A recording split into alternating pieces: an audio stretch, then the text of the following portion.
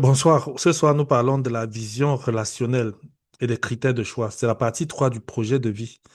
À la fin de ce programme, je vais vous mettre à disposition le projet de vie, le modèle de projet de vie pour celui qui veut déjà commencer à travailler. Mais non, mais normalement, c'est à la quatrième partie qu'on parle du projet de vie, mais je peux déjà donner le canevas du projet de vie. Nous avons commencé par la première partie qui travaillait sur notre identité, ensuite sur les relations. Et aujourd'hui, nous parlons de la vision et les critères de choix.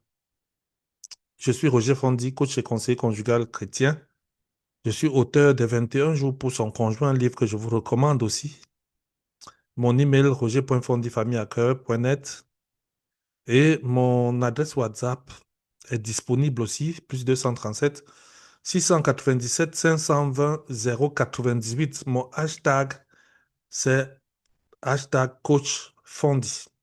Donc aujourd'hui, nous allons parler de bâtir le mariage. L'objectif de notre rencontre d'aujourd'hui, c'est de voir comment mettre en place des éléments objectifs qui nous permettent de faire un bon choix, qui permettent de bâtir une bonne relation conjugale et surtout de commencer par mettre en place notre projet de vie. Je pose souvent des questions lors de mes conférences aux jeunes sur le mariage qu'ils veulent bâtir et je me rends compte que beaucoup ne savent pas quel mariage ils veulent bâtir. Ils se disent que c'est lors de la rencontre que les choses vont se décider. Il me souvient que j'ai accompagné un jeune couple comme ça au mariage à l'époque et la dame trouvait qu'on calculait beaucoup, on discutait beaucoup de choses. Elle disait, mais on va vivre. Pendant qu'on vit, les choses vont venir d'elles-mêmes, ça va s'ajuster, ça va se mettre en place. C'est un moyen, c'est une démarche, mais nous voulons être intentionnels, nous voulons savoir là où nous allons, parce que quand on sait là où on va, on, on a moins de difficultés parce que il y a beaucoup de choses qu'on ne fait plus ou d'autres choses qu'on fait forcément. Et donc, sans vision, on ne sait pas là où on va. Et aujourd'hui, nous allons voir ce que je vais appeler la vision relationnelle. Quelle vision j'ai par rapport à la relation pour que je ne sois pas en train de subir la relation. Parce que comme j'ai ma vision de la relation, on dit bien vision, c'est-à-dire je vois ça de loin, je peux maintenant me mettre au travail pour bâtir, pour construire cette relation de manière intentionnelle. Cette session va aider à définir les types de relations, de foyers que vous désirez établir. Et on va voir comment on met en place des critères bibliques et réalistes et qui vont permettre que nos choix ne soient pas émotionnels, que les choix ne soient pas précipités et illusoires. Vous savez, on a ce qu'on appelle aujourd'hui le coup de foudre. Vous pouvez rencontrer quelqu'un, même si vous êtes musclé émotionnellement, n'importe comment, il y a quelqu'un que vous allez rencontrer, il va bousculer vos émotions, il va toucher votre cœur. Et si vous n'avez pas défini de manière claire vos critères de choix, vous pourrez vous retrouver en train de faire un choix émotionnel lié au cœur qui a battu, le cœur qui a battu à ce moment-là. C'est pour ça que dans le livre de Proverbes, au chapitre 4, le verset 26, la Bible dit, considère le chemin par où tu passes, écoute toutes tes voies, sois bien réglé. On ne va pas faire la marche à tâtons. On ne va pas essayer, comme disait l'autre conjoint là. Essayons, si ça ne marche pas, on va s'ajuster. Les ajustements peuvent être très drastiques. Il faut que les gens aussi sachent ça. Parce qu'ils ont toujours l'impression que s'ajuster va être facile. S'ajuster peut être très compliqué, ça peut être très difficile. Très, très difficile. Rencontrer les anciens mariés, vous allez voir certains qui vont vous dire, si j'avais le choix, je n'aurais pas épousé cette personne. Parce que l'effort que je fais pour pouvoir vivre ma relation conjugale aujourd'hui, d'autres utilisent cet effort pour bâtir leur maison, pour développer leur business, des trucs comme ça. Et donc, c'est lourd, c'est difficile et c'est compliqué, les ajustements quand on a fait un mauvais choix au départ. Dans nos traditions, on dit qu'on ne se presse pas pour un voyage de nuit. On ne va pas se presser pour entrer dans un mariage qui dure toute la vie.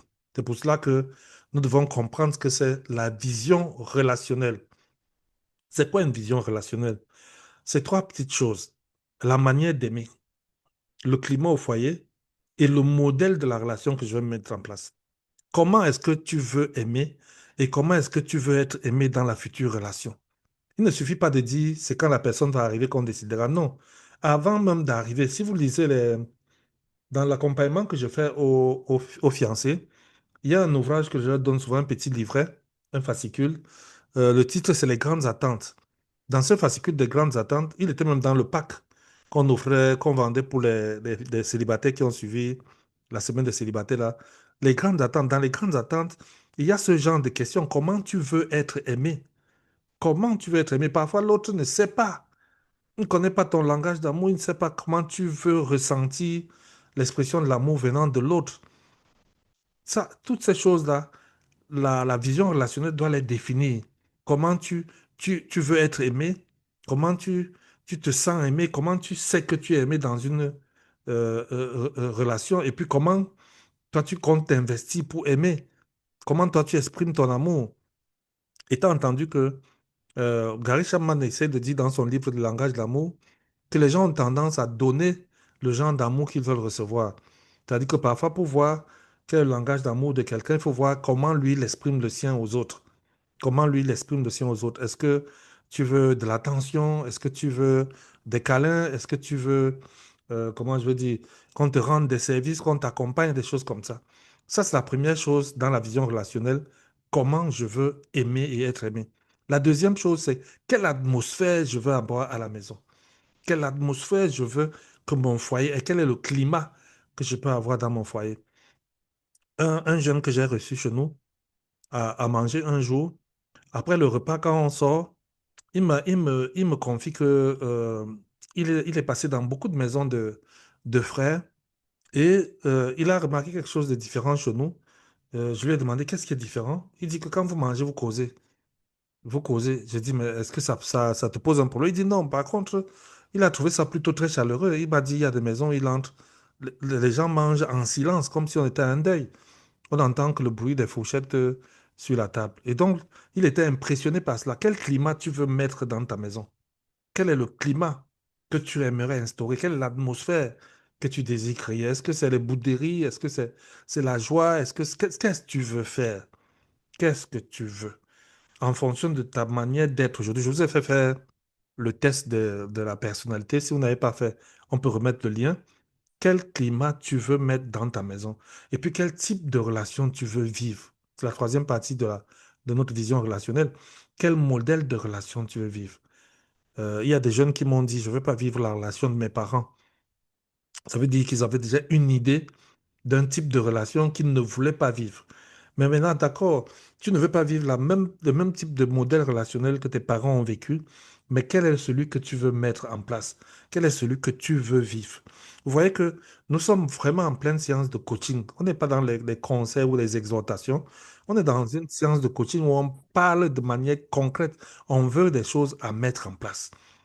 Tu veux avoir une vision relationnelle, tu dois définir la manière que tu vas aimer, la manière que tu aimerais être aimé, le climat que tu vas amener dans ta maison, l'atmosphère qui doit régner, et ensuite quel type de relation tu vas avoir, quel type de relation tu veux construire dans ta maison. Parfois aux hommes, je demande, est-ce que tu veux une relation où tu seras le chef supérieur et les autres sont tes ouvriers et tes sujets, ou bien tu veux une relation bienveillante où tout le monde se sent à l'aise à la maison, les enfants sont chez eux, madame est chez elle. Quel type de relation tu veux bâtir? Quel modèle tu veux mettre en place?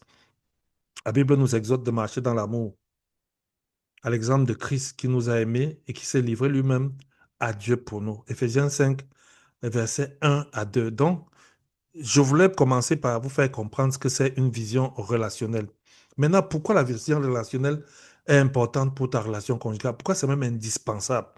Parce que la première chose qu'il faut savoir, jeune frère, jeune sœur, c'est que l'amour ne suffit pas.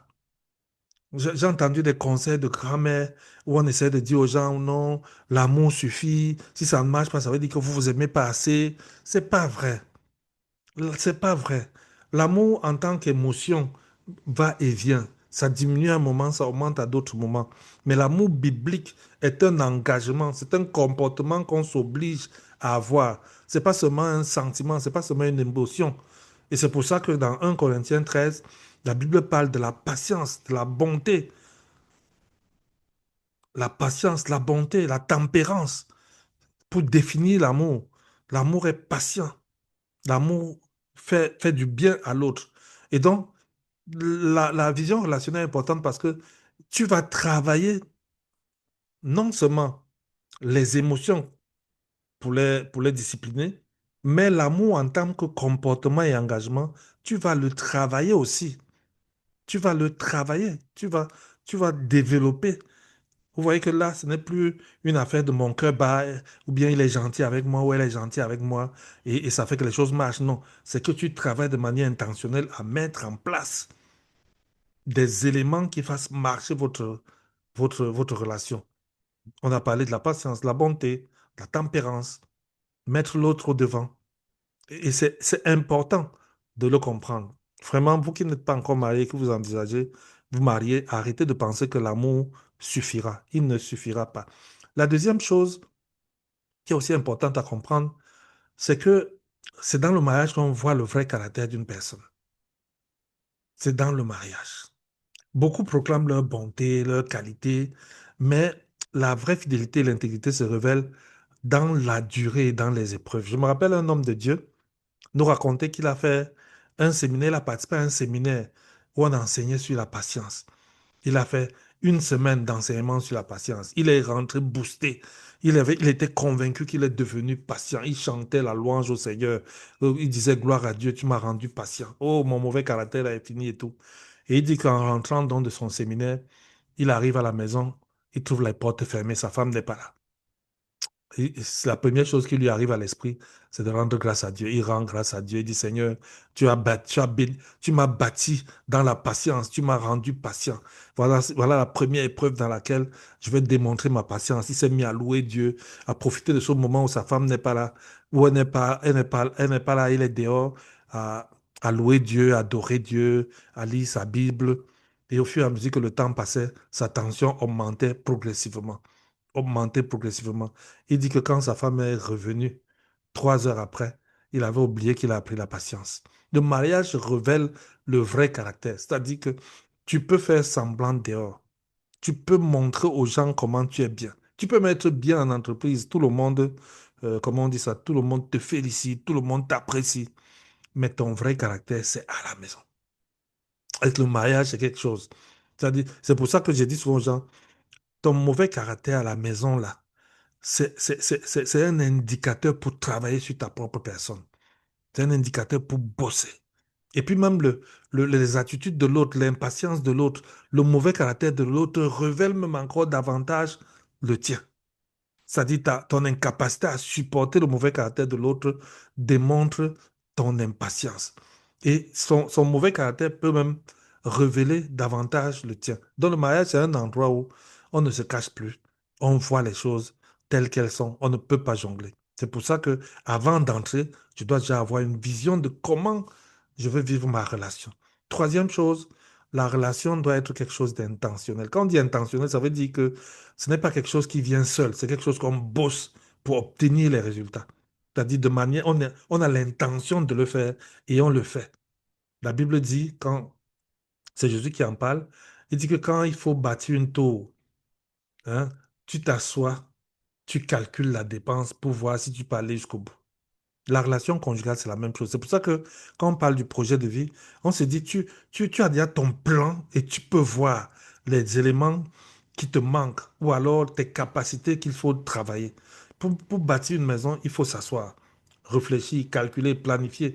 Tout à l'heure, un des participants m'expliquait qu'il est dans le calcul, en train de faire les calculs de, je ne sais pas s'il a dit composants ou quoi là, mais, mais un calcul qui est nécessaire pour la suite du chantier.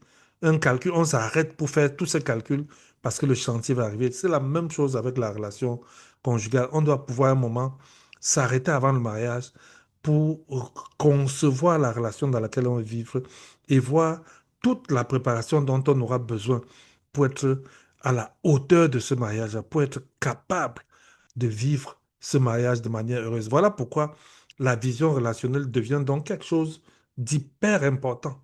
Savoir quelle relation je veux vivre et commencer à travailler cette relation dès maintenant. Maintenant, qu'on l'a dit, comment je définis cette relation? Il est question donc de réfléchir sur 5 choses particulières pour définir cette vision relationnelle. Première chose que nous devons voir, c'est la sécurité. Comment je peux mettre mes émotions en sécurité? Quel type de relation me fait me sentir en sécurité? C'est-à-dire que Comment je vais vivre ma relation de telle sorte que je puisse me sentir en sécurité? Qu'est-ce qui me permet dans ma relation de me sentir moi-même, d'être moi-même? Vous savez que il y a beaucoup de conjoints qui souffrent aujourd'hui parce qu'ils ont passé le temps à être autre chose que eux-mêmes. Parce qu'on voit que l'autre conjoint exige telle chose, on se bat, on travaille, on essaie d'être quelqu'un qu'on n'est pas soi-même, parce qu'il n'apprécie pas ce que nous sommes nous-mêmes. Donc, il faut définir cette sécurité clairement. C'est pour ça que le projet de vie, là, la personne qui va entrer dans ta vie, il doit dire ça.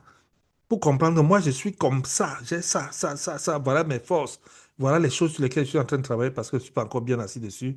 Si tu acceptes ça, on va ensemble et ça permet que je puisse me lâcher dans la relation. Tu ne peux pas vivre une relation en faisant semblant, juste pour faire plaisir à l'autre. Ça, c'est au niveau de la sécurité émotionnelle. Est-ce que je serai en sécurité? Est-ce que je pourrais exprimer mes émotions librement avec mon conjoint? Est-ce que je pourrais rire? Est-ce que je pourrais lui faire des blagues, des trucs comme ça? Est-ce que je serai en sécurité au niveau de mes sentiments et de mes émotions? La deuxième chose, c'est comment nous allons communiquer. Quelle place nous allons accorder à notre communication? J'ai écrit tout un livre sur la communication. Le titre, c'est Le secret de la communication conjugale, bâtir le système. L'idée étant de dire que une fois marié, vous devez bâtir un système de communication dans lequel vous avez défini des règles, les jokers, les réfrigérateurs de la relation, des choses comme ça, pour dire que nous nous sommes accordés que dès que la conversation commence à prendre telle tournure, voilà ce que nous enclenchons. Si la conversation commence à faire ceci, voilà comment on exprime ses besoins, comment on exprime sa joie, comment on parle à l'autre. On s'accorde dessus pour que après quelqu'un ne se plaigne pas. On s'accorde sur comment on communique. On peut même décider que nous avons des moments où nous nous mettons de côté pour parler de notre relation. Ça peut être une retraite, ça peut être un voyage, ça peut être des vacances, des choses comme ça, mais il faut avoir de manière claire une idée de comment vous allez communiquer. Et puis, quand les conflits vont arriver, c'est la troisième partie, comment on va gérer nos désaccords. Dans mon livre Les 21 jours pour son conjoint, il y a tout un chapitre sur euh, comment gérer les désaccords. Parce que vous ne serez pas toujours d'accord sur tout. Il y a des éléments sur lesquels, puisque vous êtes deux personnes intelligentes, avec des conceptions, avec une éducation, avec un milieu qu'il a fréquenté avant de se marier, il y a des points sur lesquels vous pouvez ne pas être d'accord. Et ce désaccord n'est pas forcément ce qui détermine la vie du foyer. Comment vous allez les gérer? Qu'on n'est pas d'accord sur des couleurs, qu'on n'est pas d'accord sur l'école que l'enfant va fréquenter, qu'on n'est pas d'accord sur le type de boulot que veut faire, qu'on n'est pas d'accord sur des fréquentations, comment on gère? Comment on gère? Qui est-ce qu'on voit? Quand il y a un conflit qui se présente, quelles sont nos valeurs? Quelles sont nos valeurs? Quand on veut résoudre un conflit, là, on veut gérer un conflit, quelles sont nos valeurs? Quels sont nos principes? Quelle est notre démarche sur laquelle on a déjà eu un consensus? Et puis après, cette troisième partie, nous avons nos valeurs fondamentales, c'est-à-dire ce qui guide notre déplacement, ce qui fonde nos actions. Quelle est notre vision sur les choses comme la fidélité? Quelle est notre vision sur des choses comme le respect? Quelle est notre vision sur ce qu'on appelle le pardon? Quelle est notre vision sur le fait de marcher ensemble pour croître ensemble? Comment nous voyons ça? Et ça détermine des valeurs pour nous, des valeurs que je vais appeler fondamentales. C'est ça qui fonde, euh, comment je vais appeler, c'est ça qui fonde notre relation, qui va fonder notre futur foyer. Et quel climat on a dit tout à l'heure? Quel climat nous voulons avoir à la maison? Est-ce que c'est une maison de paix, de joie, d'encouragement, ou est-ce que c'est une maison de critique, de reproche, une maison de deuil où on pleure tout le temps, on n'est jamais content, on est seulement en train de critiquer les autres? Est-ce que c'est ça? Voilà donc les cinq questions clés, pardon, auxquelles si tu réponds à chacune des questions, tu as déjà ce que je vais appeler ta vision relationnelle. Ta vision relationnelle. L'apôtre Paul t'aide dans Romains 12, le verset 10, en disant que par amour fraternel, soyez pleins d'affection les uns pour les autres, usez de prévenance réciproque, par honneur. Alors, les critères de choix. On a parlé de la vision relationnelle. Maintenant, je voulais vous parler des critères de choix et je vais utiliser quatre éléments pour vous aider à définir les critères de choix. Nous mettons en place des critères de choix. Pourquoi? Pourquoi ils sont nécessaires? Les critères de choix sont nécessaires parce qu'ils vous protègent. Vous savez, plus le temps passe, plus votre, on va dire quoi, votre engagement, votre rigueur, vos attentes et vos standards, parfois, soit ils augmentent, soit ils baissent. L'exemple qu'on donne souvent, c'est qu'on va te dire qu'une fille de 21 ans va te dire si n'est pas ceci, n'est pas cela, et n'est pas cela, ça ne passe pas. Et que la fille de 35 ans, elle sera plus compréhensive.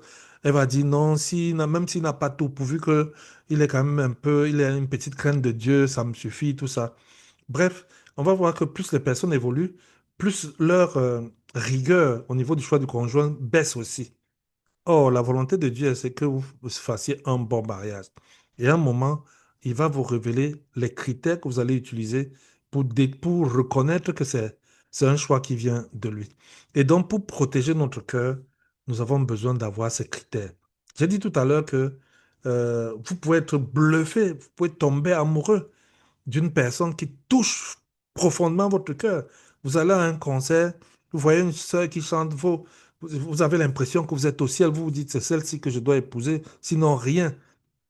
Sinon rien. Ou vous rencontrez un frère dans un bureau ou un monsieur dans un bureau, vous voyez sa tenue, sa façon de parler, vous tombez dans les rêves, vous commencez à l'imaginer être votre époux et tout ça, et vous oubliez vos critères. Et c'est là où les critères sont importants parce que eux, ils filtrent. Pendant que les émotions sont en train de t'attirer, les critères te filtrent ça. Quand ton cœur commence à battre pour une personne, les critères viennent maintenant pour déterminer si c'est la bonne personne ou pas. Donc, les critères se mettent au-dessus de tes émotions.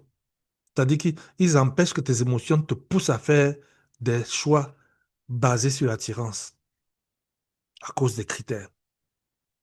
Les critères permettent de discerner avec sagesse et de construire sur un fondement solide les critères.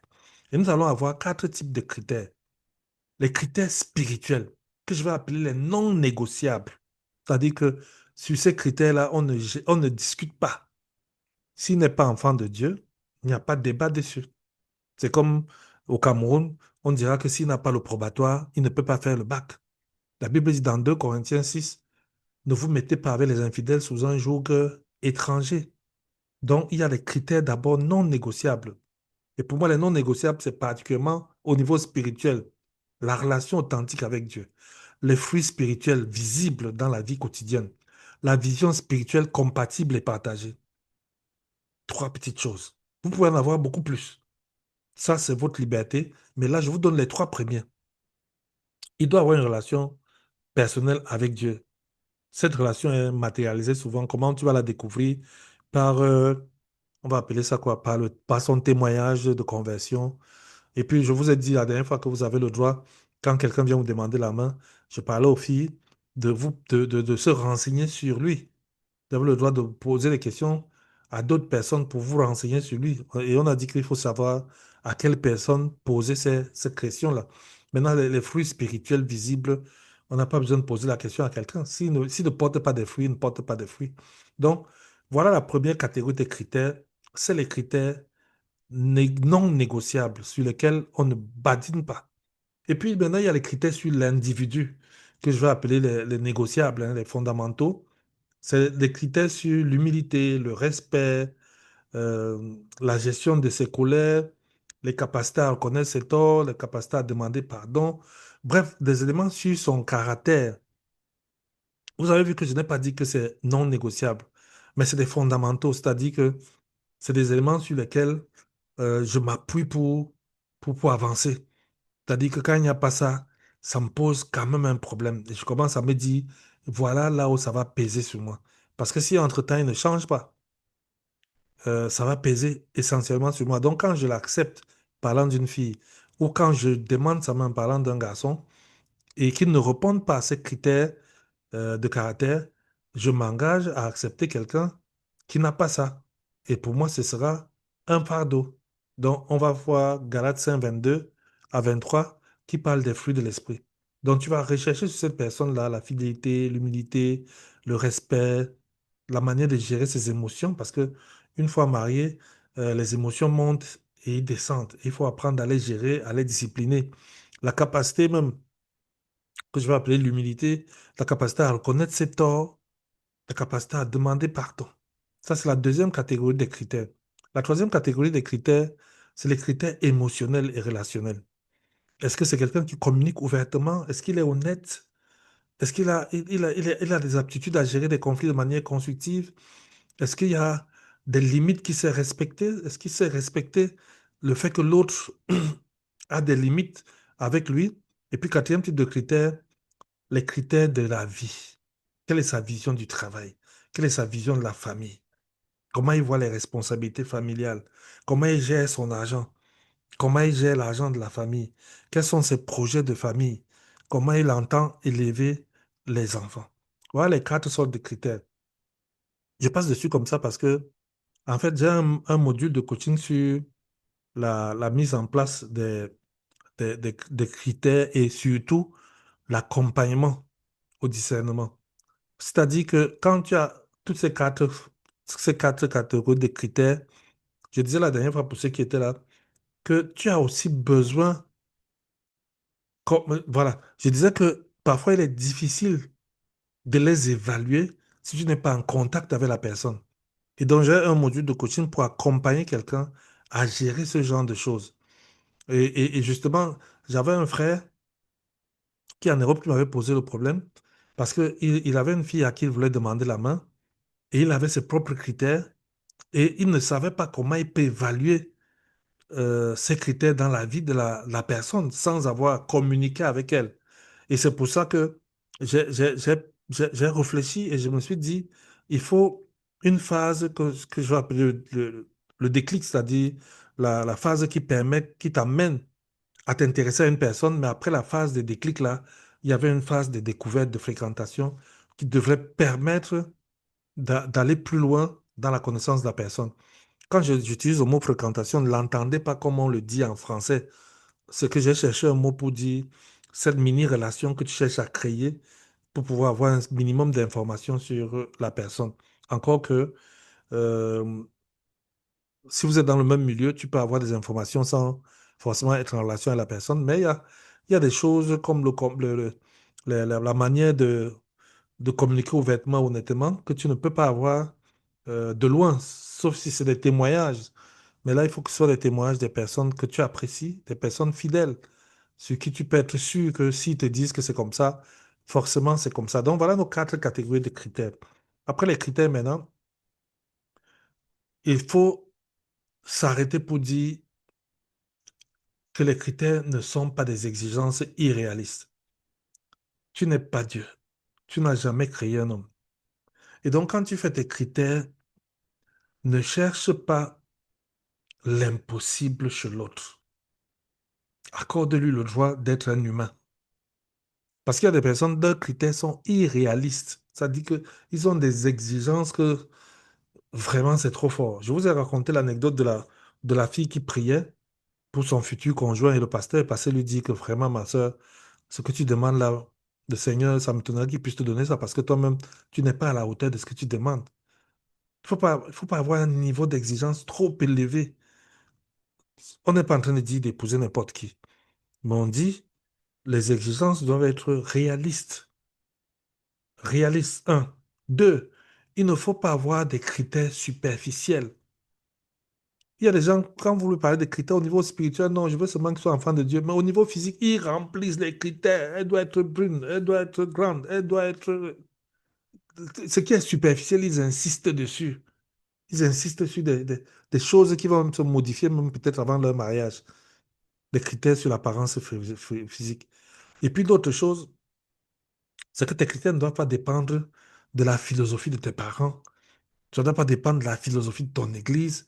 Tu ne dois pas vivre une pression au moment où tu mets en place tes critères. Tes critères doivent découler uniquement de ta relation personnelle avec Jésus et non sur une quelconque pression de qui que ce soit.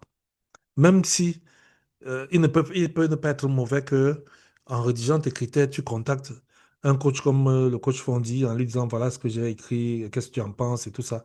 Mais il dit ce qu'il pense, il ne dit pas ce qui doit être dans ton dans tes critères. C'est toi et le Seigneur qui définissez ces critères, qui définissez ces critères. L'autre élément aussi, c'est que il n'est pas bon de rédiger les critères quand on est sous pression. C'est-à-dire qu'il y a déjà une fille là et tu es pressé d'écrire les critères pour décider. Non.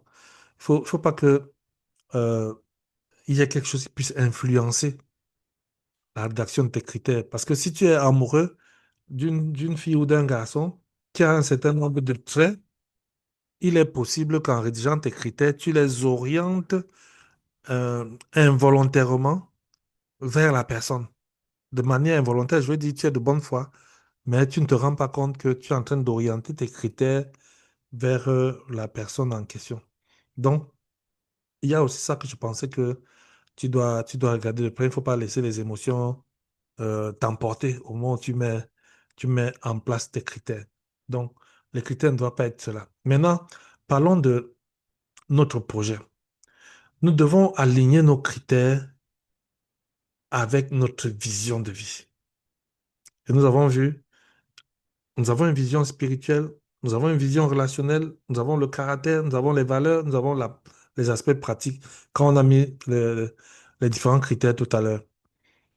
Et on dit toujours que ce qui doit être le plus fort, c'est ce qu'on a appelé les critères non négociables, c'est-à-dire la vision spirituelle. C'est dans la vision spirituelle que tu trouves tout ce qui est non négociable. C'est par là-bas qu'on doit commencer. Tu dois commencer au niveau de la vision spirituelle. Si ça ne marche pas là-bas, n'essaie même pas de regarder le reste. Je vois souvent des jeunes là, ils viennent me voir, oh tonton, il n'est pas spirituel, mais vraiment, il a une certaine éthique, sa morale dépasse même celle des hommes de Dieu, bien qu'il n'ait pas encore connu Christ. Non, on commence par la vision spirituelle, commence par obéir à Dieu. S'il n'est pas au niveau spirituel compatible à toi, ce n'est même pas la peine de regarder les autres dimensions des critères. Donc, il faut vraiment tenir compte de cela quand tu fais cela. Maintenant, au niveau des exercices, on va voir ça tout à l'heure. Euh, quelles sont les trois phrases qui décrivent la relation que tu veux bâtir? Puisqu'on parle de la vision relationnelle, non? Quelles sont les phrases, les trois phrases qui définissent la relation que tu veux bâtir? En trois phrases ou en un paragraphe. Quelles sont ces choses-là? Et puis, quelles sont vos valeurs relationnelles clés à partir de ce qu'on vient de voir là? Si vous avez oublié ce qu'on a listé là, il y aura le replay, vous allez voir le replay et vous pourrez mieux le voir dans le replay.